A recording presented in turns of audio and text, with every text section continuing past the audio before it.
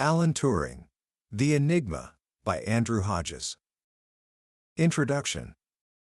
Imagine this. It's the first week of May, 1926. All of Great Britain has ground to a halt.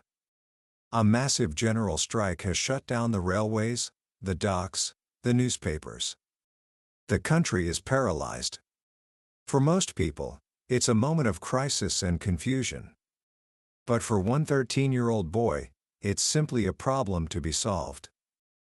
His name is Alan Turing, and he is due to start his first day at a prestigious boarding school called Sherborne. The school is 60 miles away from the port of Southampton, where his ferry has just docked. With no trains running, his parents would have understood if he simply waited. But that wasn't Alan's way. So, he did what seemed most logical to him. He went to a local shop, bought a map of the English countryside, found a bicycle, and started pedaling. For 60 miles he rode alone, through the ancient New Forest, navigating country lanes he'd never seen before, and even stopping for the night at a local inn. The next day, he arrived at Sherborne, just in time for the start of term. The local newspaper even wrote a small article about it. This single story tells you almost everything you need to know about the mind of Alan Turing. A mind that saw overwhelming obstacles not as barriers, but as puzzles to be solved. A mind that operated on its own logic, indifferent to what others thought. And a mind that, in the darkest days of the 20th century, would apply that same relentless logic to save the world, only to find itself an enigma that the world could not solve. Today, we're diving into Andrew Hodges' masterful biography, Alan Turing, The Enigma. This isn't just the story of a brilliant mathematician. It's the story of the father of the modern computer, the man who cracked the unbreakable German Enigma code during World War II, and the visionary who first asked the question, "Can a machine think?" But it is also a story of immense personal struggle. Alan Turing was a man who lived outside the rules, a shy, unconventional, and homosexual man in an era when that was not only taboo, but a crime. His life was a constant battle between his extraordinary mind and a world that couldn't make a place for him. By the end of our journey today, you will understand how one man's lonely quest to answer a question about the human spirit led to the creation of the digital age. You will discover the secret world of Bletchley Park, where the war was won not with guns, but with logic. And you will confront the heartbreaking paradox of how a man who was a national hero was later treated as a national disgrace, a story that holds a powerful lesson for us all about the true nature of intelligence, conformity, and courage. This is more than a history lesson. It's the story of the hidden architect of your world. So let's begin. Book summary. To understand the mind of Alan Turing, you have to go back to a very quiet, very lonely childhood. Born in 1912 into the British upper middle class, his parents were part of the colonial administration in India. Like many children of the empire, Alan and his older brother John were left behind in England to be raised by strangers, a retired army couple named the Wards. It was a world of strict routines, chilly seaside walks, and emotional distance. From the very beginning, Alan was different. He wasn't interested in the usual boyish games of fighting with toy soldiers. Instead, his mind was captivated by patterns, by numbers, by the secret logic of the world around him. He would stop at every lamppost to read its serial number, and he once charted the flight paths of bees to find their nest and harvest the honey. To his guardians and later his teachers, this was just strange, dreamy behavior. They saw a boy who was clumsy, untidy, and painfully shy. His handwriting was a mess, his shirt was never tucked in, and his mind always seemed to be somewhere else. What they didn't see was the fire of curiosity that was burning inside him. That fire was truly ignited by a book he received when he was about 10, called Natural Wonders Every Child Should Know. It was a book that opened his eyes to science, not as a collection of facts, but as a way of explaining the world. For the first time, he encountered the idea that living things, even human beings, could be understood as machines. It posed a profound question that would shape his entire life. What is the difference between a mind and a machine? If the body is a complex machine, a gas engine as the book called it, then what is the mind? What is a soul? This question became his secret obsession. While his classmates were learning Latin and preparing for careers running the British Empire, Alan was in the cellar of his family's vacation home in France, conducting chemistry experiments, trying to extract iodine from seaweed. He was fascinated by the idea of creating things from the simplest possible ingredients, with the least waste of energy. He was trying to find the fundamental rules that governed everything. This obsession did not make his school life easy. At Sherborne, a traditional English public school, he was seen as an oddity, a problem. His reports were filled with complaints. He would do much better if he would try to do his best as a member of this school, wrote his headmaster. He should have more esprit de corps. His math teacher, while admitting he was a genius, still complained that his work was dirty and that he was neglecting the elementary work to chase after his own advanced ideas. They wanted to mold him into a well-rounded English gentleman. Alan simply couldn't see the point. He was living in a world of pure logic, and the arbitrary rules of school and society seemed utterly baffling. He was utterly alone in his intellectual world. Until he met Christopher Morcom. Christopher was a fellow student at Sherborne, a year older than Alan.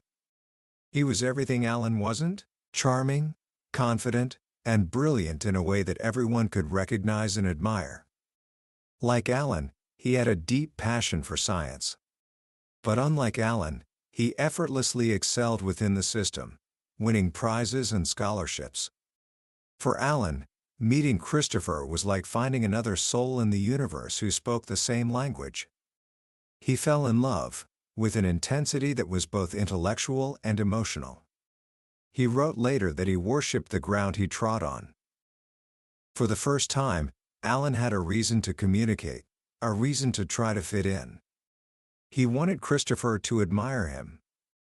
They spent their time in the chemistry labs together. They discussed Einstein's theory of relativity.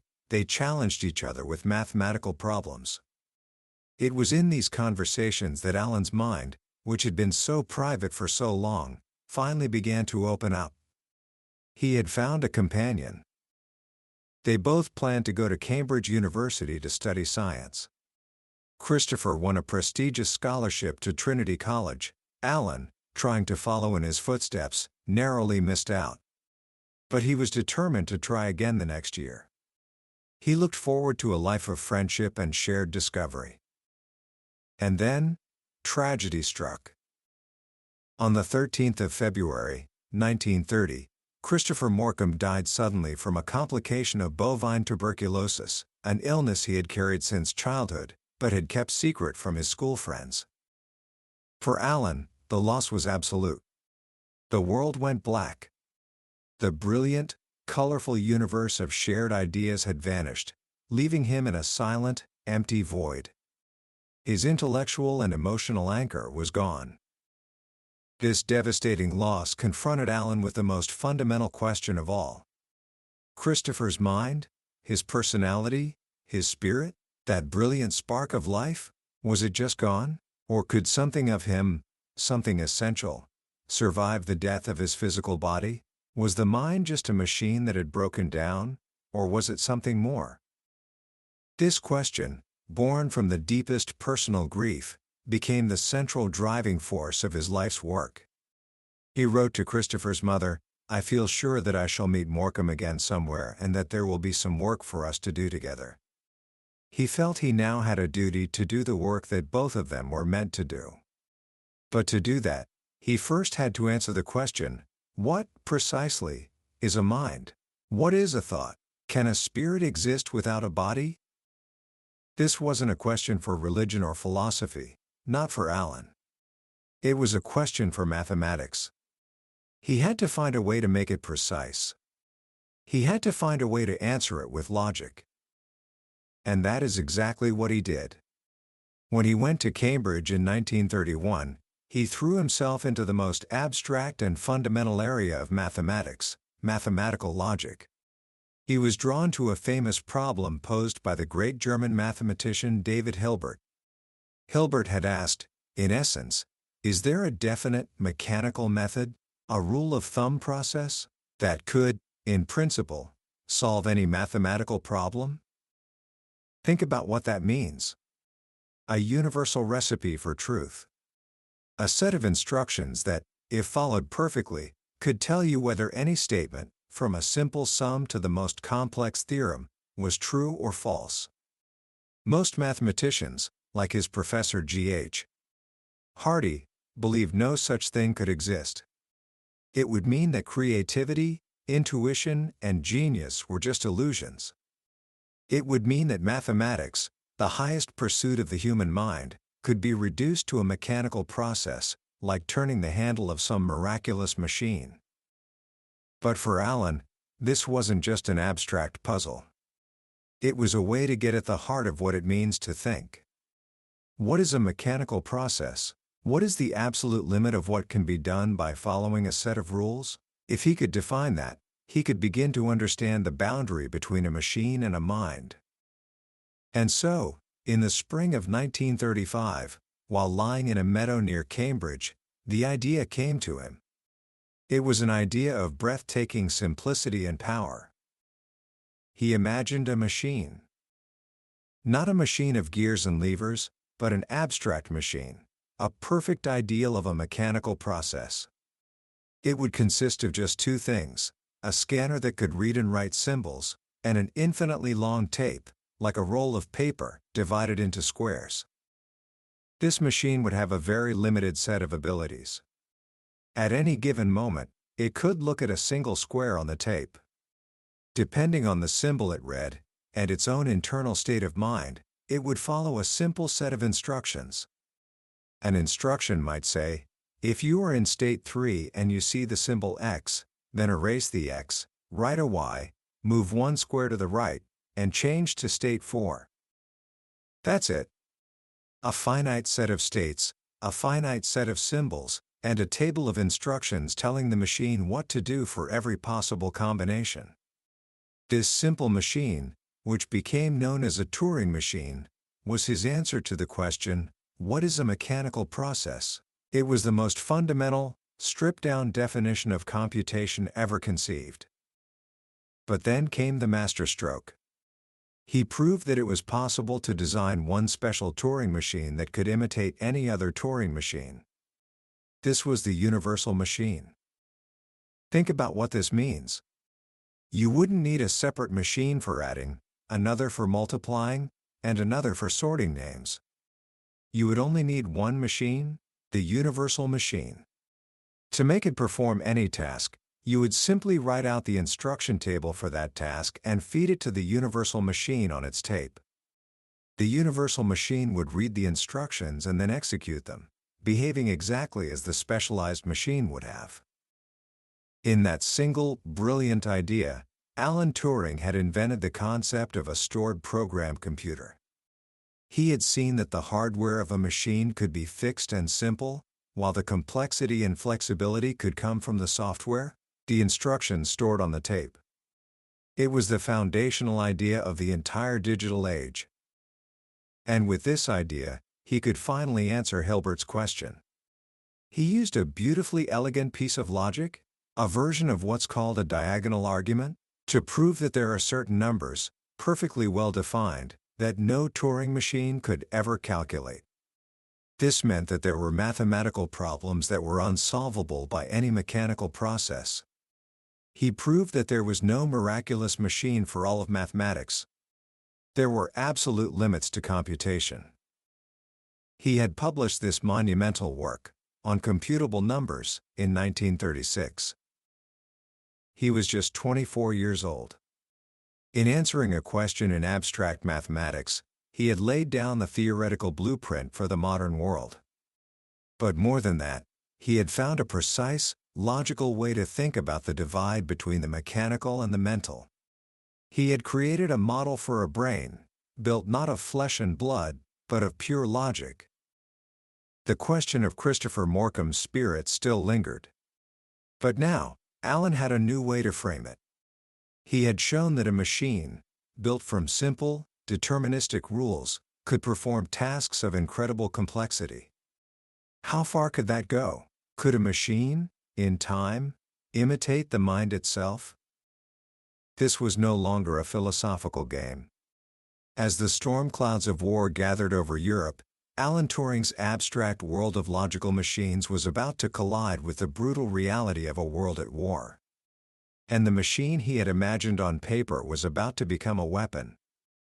In the autumn of 1938, as Neville Chamberlain was proclaiming peace for our time, Alan Turing was quietly recruited by the British government's secret code-breaking department, the Government Code and Cipher School. In the event of war, they would need mathematicians. Alan was one of the very first to be called upon. On September 4, 1939, the day after Britain declared war on Germany, he reported for duty at a secret location known only as Bletchley Park. It was a Victorian country mansion in the middle of England, and it would become the nerve center of the Allied intelligence effort. It was here that Alan Turing's life's work would move from the logical to the physical, from theory to action. The problem they faced was a machine called Enigma.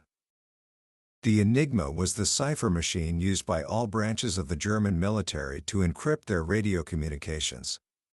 It looked like a typewriter, but inside, a series of rotating wheels, or rotors, scrambled the letters.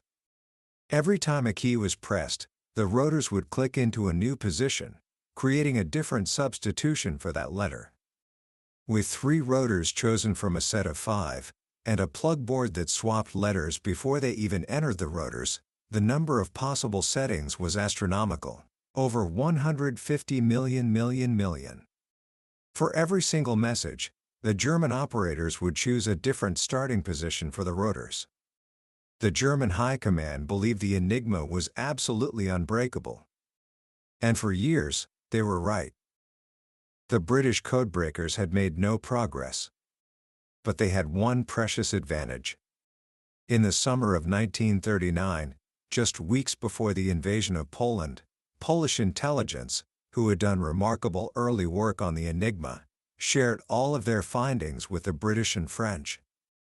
They had managed to reconstruct the wiring of the Enigma rotors and had even built machines, which they called bombs, to help find the daily keys. But the Germans had made recent changes to the system, adding more rotors and increasing the complexity, which had rendered the Polish methods obsolete. When Alan arrived at Bletchley, he was faced with this wall of complexity. The old, code-breaking techniques, which relied on finding linguistic patterns, were useless against the Enigma. A new kind of thinking was needed. And Alan's mind, trained to think about abstract logical machines, was perfectly suited for the task. He realized that you didn't have to attack the machine by looking for patterns in the output. You could attack it by looking for logical contradictions in the machine itself. The key insight was based on something called a crib, a piece of the message where you could make a very strong guess about the original German plaintext. Military messages were full of stereotyped phrases like Wetter für die Nacht, weather for the night, or An die Gruppe, to the group.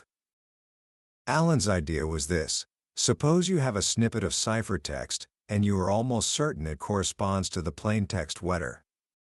The Enigma had a peculiar property: a letter could never be enciphered as itself.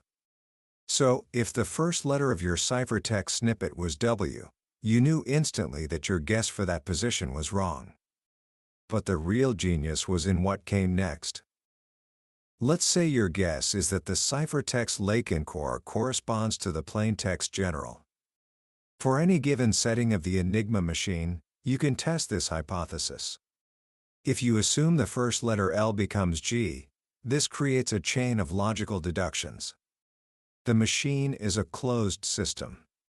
The electrical path for L to G might imply something about how A is enciphered, which implies something about K, and so on. Alan saw that you could chase these implications around in a logical circle.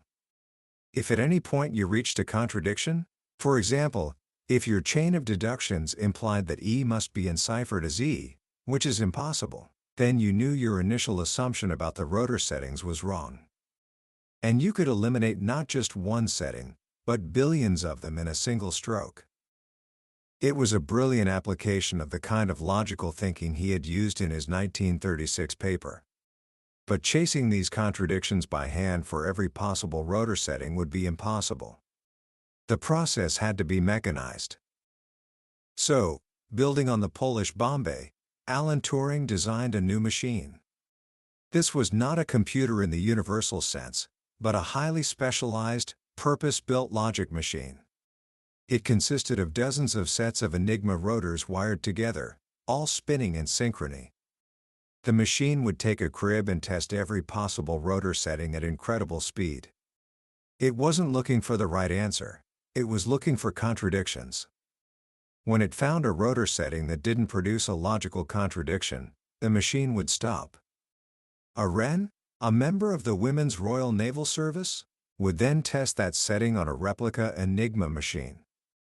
If it produced German, they had found the key for the day. The first Turing Bombay, a hulking, noisy, electromechanical contraption full of clicking relays and spinning wheels, was delivered in the spring of 1940. It was a triumph. But Alan's initial design had a weakness. It required the crib to contain a logical loop, a closed circle of implications. A fellow Cambridge mathematician at Bletchley, Gordon Welchman, came up with a crucial improvement, the diagonal board, which allowed the Bombay to test for contradictions far more powerfully, using any crib of a reasonable length. Together, the Turing-Welchman Bombay became the workhorse of Bletchley Park. By 1941, dozens of these machines were clattering away in secret outstations around the country, working 24 hours a day, hunting for the daily Enigma keys. Alan was put in charge of Hut 8, the section responsible for breaking the German naval Enigma. This was the most difficult of all the Enigma ciphers. The German Navy used more rotors and had much stricter procedures.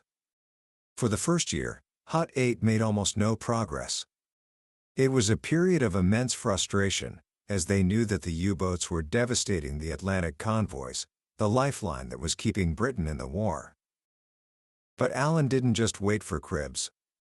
He developed an entirely new, statistical method for attacking the naval Enigma. He realized that even if you couldn't find a definite crib, you could still look for faint statistical echoes, tiny biases in the ciphertext that might suggest one rotor setting was slightly more likely than another. To formalize this, he independently invented a measure he called the weight of evidence, which allowed the codebreakers to combine many tiny, uncertain clues into a single, powerful conclusion. He created a whole system, which they nicknamed Banburismus, using long scrolls of paper printed in the town of Banbury, to track these statistical patterns. It was a stunning piece of theoretical work, done in the middle of the immense pressure of the war. He was creating a new science of information, quantifying intuition itself. Slowly, painstakingly, with a combination of the bombs, Banburismus, and sheer human ingenuity, Hut 8 began to break into the naval Enigma traffic in the spring of 1941. The breakthrough was aided by the capture of cipher materials from German weather ships and a U-boat. Suddenly, the lights went on in the Atlantic. The British Admiralty, which for months had been fighting blind, could now read Dönitz's orders to his U-boat fleet. They could see the patrol lines being formed, and they could reroute the convoys to avoid them. The effect was dramatic. Shipping losses plummeted. The tide of the Battle of the Atlantic began to turn. Alan Turing's intellectual leadership had been decisive. Churchill himself visited Bletchley and was introduced to the shy, stammering professor of Hut 8. He called the Bletchley codebreakers his geese that laid the golden eggs and never cackled. Alan was his prize goose. But just as they reached this peak of success, the Germans changed the naval Enigma again. In February 1942, they introduced a new, fourth rotor into the U-boat machine. The complexity of the cipher increased by a factor of 26. Hut 8 was plunged back into darkness. This happened at the worst possible moment, just as the United States had entered the war and the U-boats were beginning their devastating second happy time off the American coast. The Atlantic became a killing field once more, and the fate of the war hung in the balance. The race was on again. The British bombs were now too slow. The only solution was to build bigger, faster machines. And for this, they had to turn to America. In November 1942, Alan Turing was sent on a top-secret mission to the United States. His job was to share all of the British knowledge about the Enigma and the bombs with his American counterparts, and to coordinate the construction of a new generation of high-speed American bombs. But his mission had another, even more secret purpose. He was also sent to the Bell Telephone Laboratories in New York, the world's leading research center in telecommunications. Here, he was given access to their most advanced projects, including a revolutionary system for secure speech encipherment. It was called the X system, and it was the first device to turn the continuous waveform of a human voice into a stream of discrete digital pulses that could be enciphered like a one-time pad telegraph message. For Alan, seeing this technology firsthand was a revelation. He spent 2 months at Bell Labs, soaking up every detail of their advanced electronics. He met Claude Shannon, the young mathematician who was in the process of inventing the modern theory of information. They talked about the idea that would become Shannon's life's work, but also about something more, the possibility of creating a machine that could think. When Alan returned to Britain in March 1943, he was a different man. He was no longer just a mathematician. He was one of the few people in the world who understood not only the abstract theory of computation, but also the practical engineering of electronics and the secret realities of cryptology. Back at Bletchley, the U-boat Enigma was finally broken again in late 1942, thanks to another German procedural blunder and more captured material. The tide of the Atlantic battle turned for good. Alan's direct role in the day-to-day code-breaking began to diminish. Hugh Alexander, the British chess champion, took over the management of Hut 8, his organizational skills being better suited to the now vast and complex operation. Alan became Bletchley's chief scientific consultant, a free-ranging mind who could be called upon to tackle the most difficult new problems. One of these was a new type of German cipher machine, far more complex than the Enigma, which the British called fish. It was a teleprinter cipher, and breaking it required entirely new statistical methods. Alan developed a key part of the theory, which became known as Turingismus. But the real breakthrough against fish came from another direction. Max Newman, his old Cambridge professor, conceived of a way to automate the attack on fish using a new kind of machine. Working with the engineers at the Post Office Research Station, they built a massive electronic calculator called the Colossus. It was the world's first large-scale electronic digital machine, a direct ancestor of the modern computer, and it was operational by the end of 1943. While all this was happening, Alan had moved to a quieter outpost of the secret world, at Hanslope Park. Here, in his spare time, he began to build his own electronic machine. It was a speech encipherment device he called Delilah, a portable version of the ideas he had seen at Bell Labs. He was teaching himself electronics, soldering the circuits together in his room, a lone inventor once more. The war had given him the chance to bring his abstract ideas to life. He had seen how logical machines could change the course of history. As the war drew to a close in 1945, he knew what he had to do next. He had seen the power of the universal machine in theory. He had seen the power of electronics in practice. Now, he wanted to put them together. He wanted to build a brain. When the war ended, Alan Turing was 33 years old. He was a national hero, though only a handful of people knew it. He could have returned to his quiet life as a Cambridge mathematician. But the war had changed him. He had seen what was possible. He was recruited by the National Physical Laboratory (NPL) in London to design and build a computer. They called it the ACE, the Automatic Computing Engine, in a tribute to Charles Babbage's 19th-century analytical engine. In late 1945, Allen submitted his proposal. It was a document of breathtaking vision. It wasn't just a plan for a powerful calculator. It was the world's first complete design for a universal stored program computer. He described a machine that could do more than just sums. It could solve jigsaw puzzles, play chess, and even, he suggested, learn from experience. It was a practical blueprint for his 1936 abstract theory. He poured all of his wartime experience into it: the need for speed, the importance of a large memory, and above all, the idea that the complexity should be in the software, the instruction tables, not in the hardware. But the post-war world was not Bletchley Park. The sense of urgency was gone. Allen found himself bogged down in bureaucracy and frustration. The NPL had no electronics engineers, and there was endless delay in getting the project started. The creative anarchy of wartime had been replaced by committees and red tape. Allen, who couldn't suffer fools gladly, was openly rude to his superiors. He was a brilliant mind, but a terrible politician. While the ACE's project floundered, other computer projects were taking shape. At Manchester University, a team led by the engineer F.C. Williams, using technology developed for wartime radar, built a small prototype machine. In June 1948, it successfully ran the world's first stored program.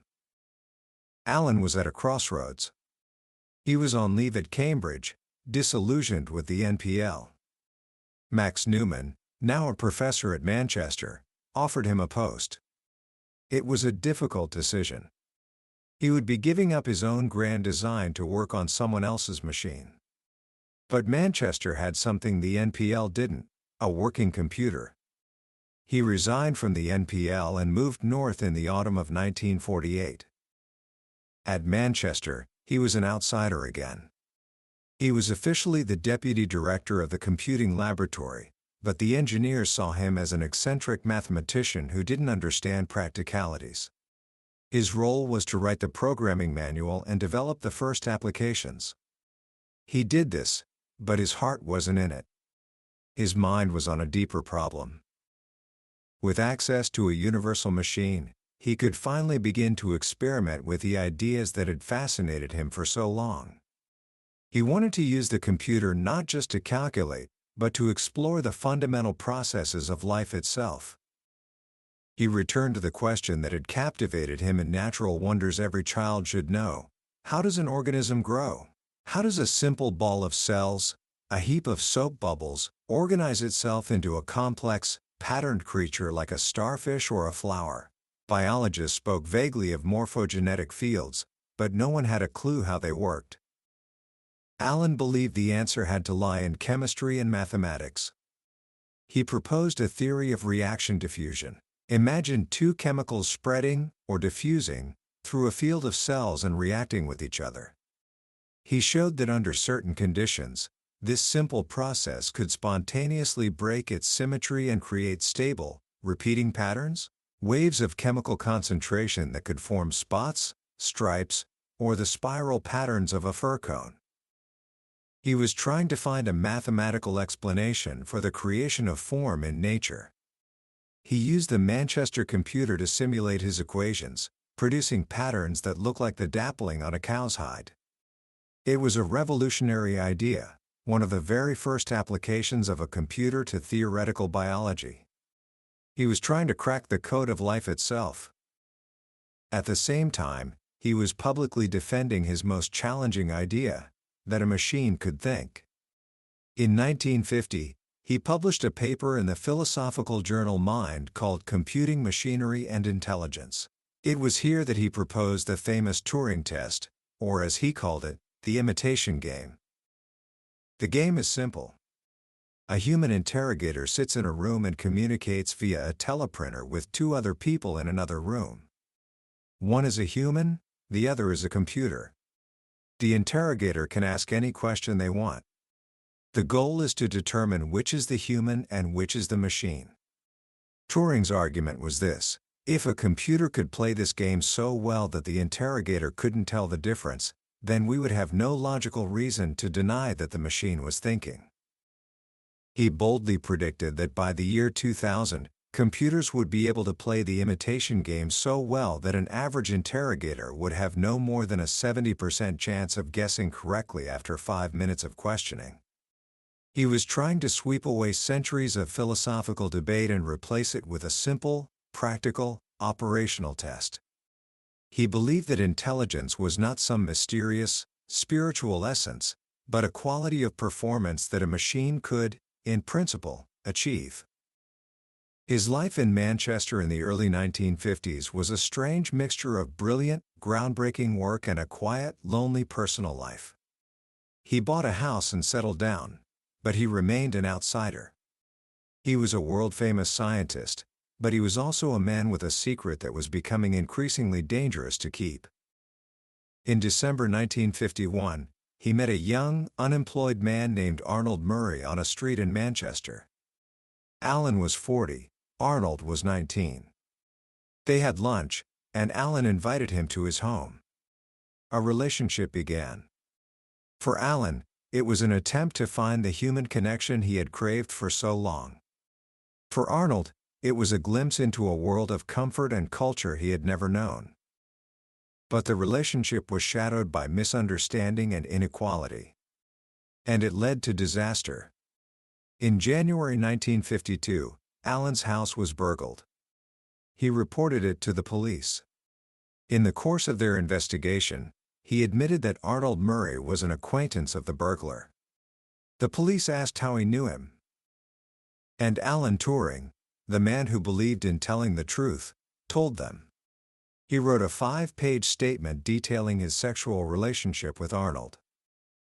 He had walked, with horrifying naivete, into a trap. In the Britain of 1952, homosexual acts between men were a serious criminal offense. The police weren't interested in the burglary anymore. They had a bigger crime to solve. On the 7th of February, 1952, Alan Turing was arrested and charged with gross indecency. The trial was a quiet, humiliating affair. He pleaded guilty. His friends, like Max Newman and Hugh Alexander, spoke of him as a national asset, a brilliant mind. But the law was the law. The judge offered him a terrible choice: prison or a course of organotherapy. This was a new, scientific treatment. It consisted of injections of the female hormone estrogen, designed to neutralize his libido.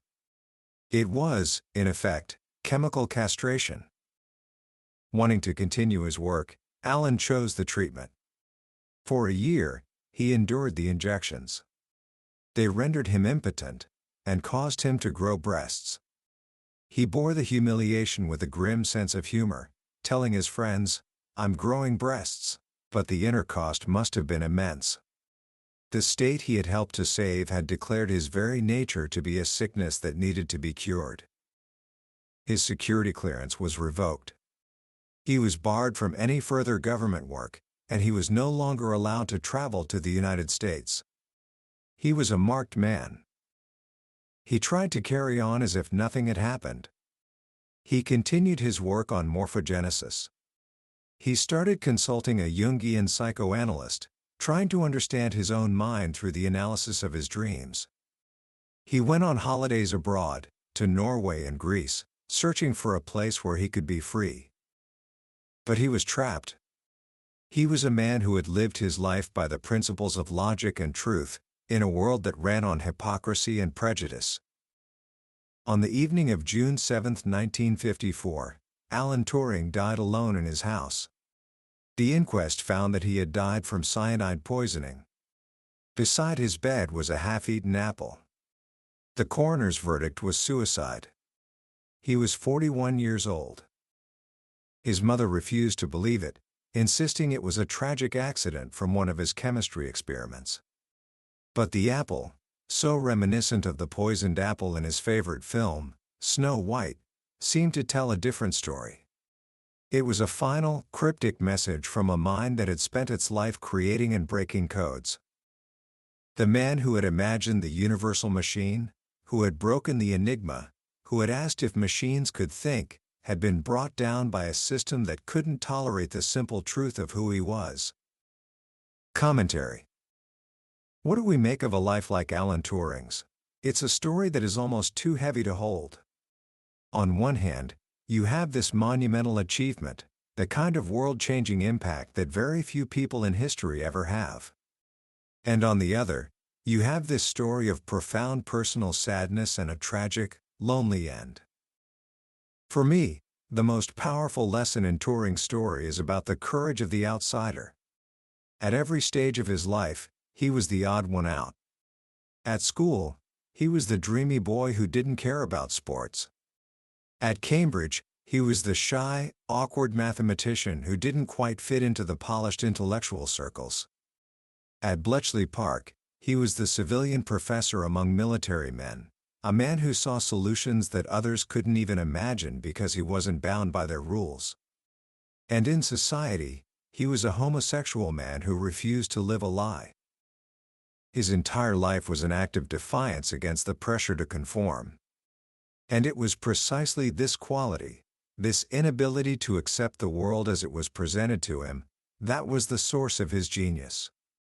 He saw the universal machine because he wasn't trapped in the conventional way of thinking about what machines were for.